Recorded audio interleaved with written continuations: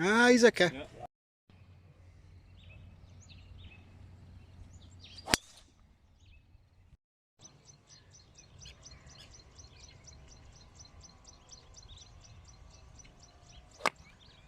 The hell was that?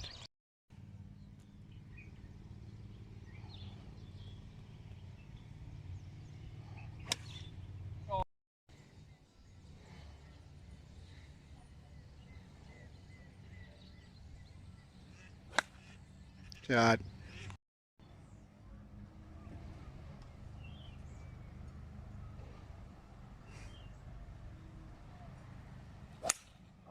Ah, he's okay. Yeah.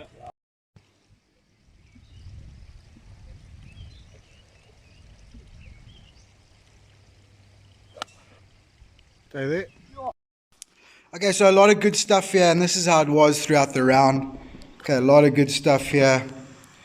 Shoulder alignment is fantastic. Okay, straight down the middle of the fairway. This is your tee shot on 10.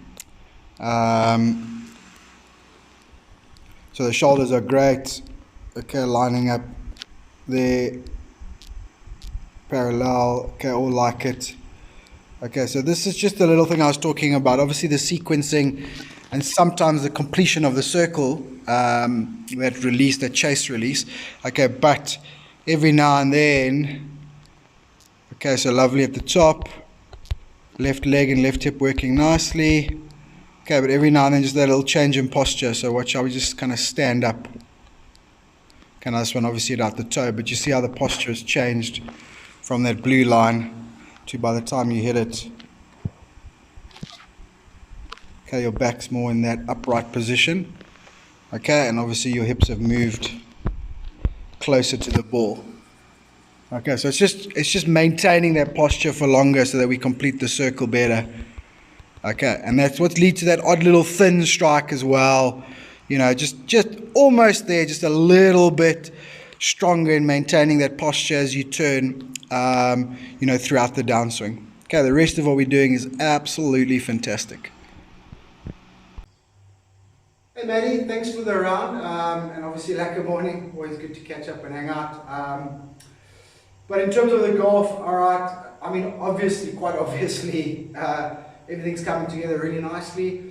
The process, the alignment, the process, the visualization of starting that ball on line is really sort of coming in nicely. The sequencing that we worked on is obviously getting that ball flight exactly how we want. It's a beautiful ball flight.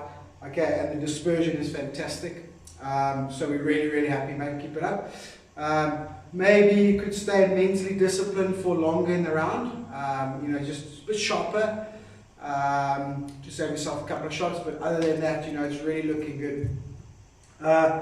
Little things I want to work on. So I want to start getting a little bit better with the shorter clubs. So now I just trying to actually hit the ball a little bit closer.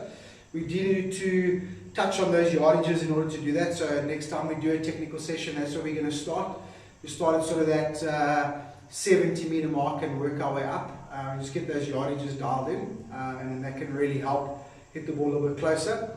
And then a little bit of just synchronization. So you've got all the moving parts going now, and now it's just more often synchronizing that body pivot of hip first, then the torso coming, and then releasing.